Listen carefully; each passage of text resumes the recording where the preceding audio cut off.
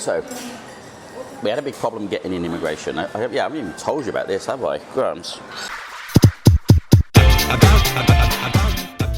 Hello everybody, welcome back to Johor, Bahru, Malaysia.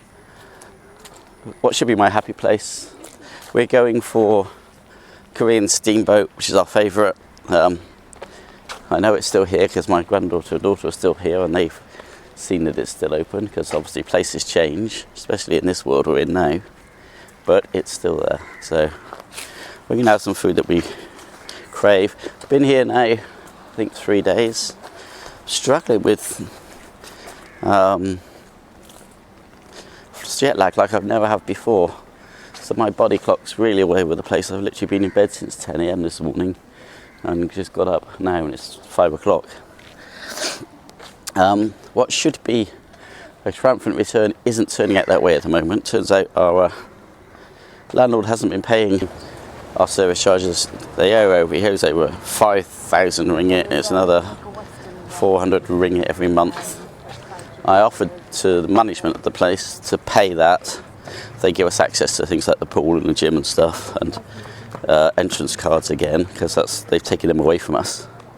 But frankly, I'm looking at it and I'm thinking, well, he won't speak to them. They're trying to sue him and he won't talk to them. He won't talk to us. So what's the future in staying there? It's going to be a problem at some stage. So we are actively looking to make a move. We will skedaddle in the area though, because we like it here, if we can find one. This is a crafty Nana. She's back in her sunny place. Just check out her channel. She's doing very, very well. Much better than me. Anyway, let's go get some food in my Young Dong, which is our favourite local steamboat. So the kimchi comes with a meal. There's your meal. This is a sort of vegetarian noodle thing. A vegetarian noodle thing. Mushrooms, just like chilies, carrots. Very, very nice. New arrivals. Massive big dumplings. First one since we got back. So we've got plates of, what meat have we got? Beef. Oh. We've got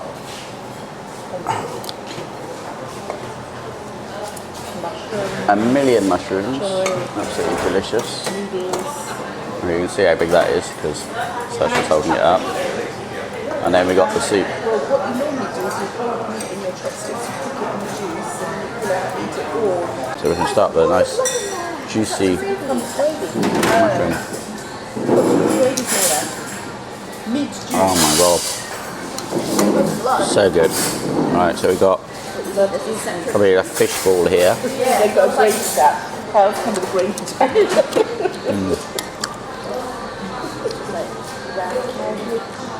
Oh yeah. I've missed these. We've got huge dumplings in here, which you're not supposed to put them in. Oh fuck. I made a mess. I was trying to show you my dumpling. The dumplings aren't supposed to go in the soup, but we're English, we can do what we want, and I like it in the soup. Gets the extra flavours. So just break it up before we eat it, that's all. Just basically like a... No, it's just like a minced beef or something in a bun, really. Like that. Oh my god. Love it. And then we get some gnocchi mushrooms and a bit of cabbage. Or whatever. What's that green leaf we put in? Bak choy. Okay, pak choy. What did you say? Cabbage. Although, this is cabbagey stuff.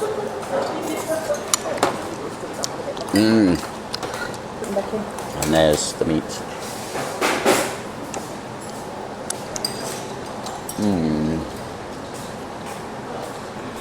Naughty little parcels of deliciousness.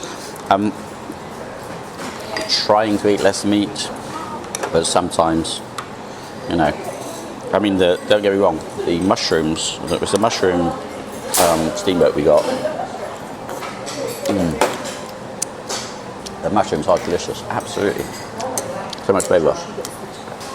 But sometimes you just need a bit of meat. Well, I'll be honest. Probably could have not needing meat for this, probably could have got away with it. Wouldn't notice too much. Wouldn't notice too much. Whereas like when you have a burger and it's a vegan burger, wow, do I notice that? Slimy attempts at making meat-like things, not working for me yet. Thumbs up for my Yongdong as usual. I made a few videos here. Absolutely bloody love it. It's been over a year since we've been here. I think it was one of our last meals when we left, and it's one of our first meals when we come back. So absolutely delicious.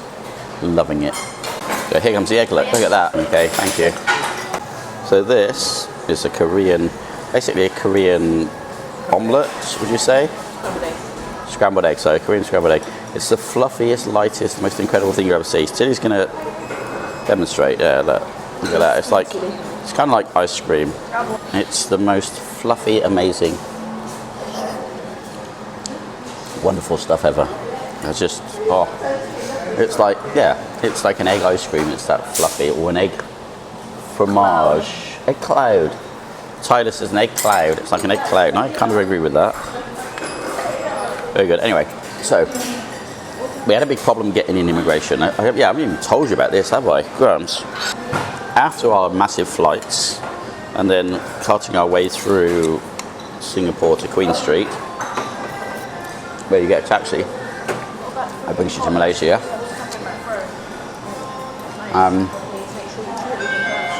We got all the way through Singapore immigration to Malaysia. During COVID times, they had a, on the MCO, as they called it, during COVID times, they extended an amnesty on the visas. So people that were stuck here because there was no flights available, or because countries wouldn't accept travellers or whatever, couldn't leave. So, you know, Malaysia, very sensibly, like lots of countries, gave a visa amnesty, so we didn't have to leave. Well, after, you know, if you go back to my past videos, you will see all this process in action, because you'll hear me talking about, oh, do we have to leave? No, we don't have to leave. Oh, they've extended. No, they haven't extended. And all that sort of, sorry, I'm just going to fly. No, they haven't extended. Well, they have extended. All that sort of saga. Well, the fact is, we got to immigration, and the young guy on the immigration, I say young guy, they're all young guys to me now. The young guy on immigration looked very perplexed. Fact was, we'd had our last visit into Malaysia in about 2020, just before COVID started, because we came back from the Philippines where our son got married.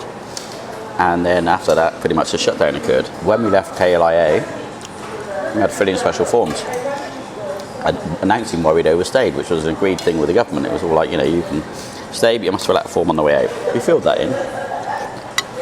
I remember we did, because I went through the videos yesterday and I saw that I talked about it. Anyway, because nobody had made a note in our passports stating that we'd filled in a form,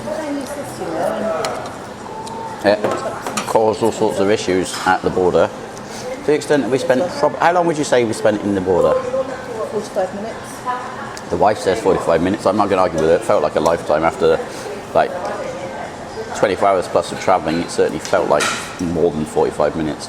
Our poor taxi driver had to wait for us because I had the money and he had the bags, so it was kind of a standoff. He had to wait for us. We got taken into the office, and they disappeared for about another 15-20 minutes, and then they came back to me and said, "I'll come into the office." I went into the office and they said, "You know, you should have a special thing in your passport. I don't have to let you in. I won't let you in."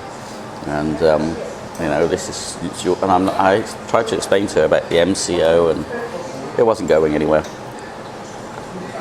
Eventually, I said, "You know, it's not your fault. It's not our fault. None of us are at fault here. This has happened through immigration, happened through the government, and nobody's made a note in our passports, not knowing that my friend Moonshine had been through exactly the same thing in KL. However, being a much bigger YouTuber, he pulled the I'm a YouTuber card, and they put the red carpet for him and basically carried his bags and escorted him through to a limousine where they took him to his gilded palace. I'm not a Mr. Moonshine, I'm a crappy little vlogger, so I would have got a rickety bicycle and kicked up the arse all the way out of the country. Anyway, happens well, the lady says to us that I'm being nice, but you must sleep in Malaysia in Malaysia days, which is the agreed time is a 90-day visa. I have no problem with that. Our plans are, yeah, we're going to stay in Malaysia for 9 months, potentially, but with bits in between. We'll be going to Brunei to visit our son and daughter-in-law and our new grandchild we haven't seen yet. We've seen lots of videos. It's a strapping young thing, but we haven't seen him. Yeah, so during the 90 days we will be leaving Malaysia at least twice to go to probably Brunei, possibly the Philippines, maybe even Mallorca, but I think Mallorca's fairly doubtful, to be honest, just because costs. Looks like we can have additional fees here for moving house and stuff. I'm also planning to visit Singapore, get some vlogs from Singapore. I've made very grand plans. I don't know how they work out. I've been here 3 days, I haven't touched my bike. My motorbike's sitting outside the house, a little Damac, little red, sitting outside the house. Probably mouldy and rusty and seized up, as it's been sitting there for 9 months in this weather. I've seen what the house gets like after a few months left alone. Anyway, that's it for now. I'll see you next time. I'm going to try my best to make better quality vlogs, to make, yeah, that's all I can do. Bastard Muti Lemongrass, 20,000 new subscribers last month. Congratulations, mate. You totally deserve it. I love watching your stuff. I'm a fan. And it's beer o'clock, mate. See you soon.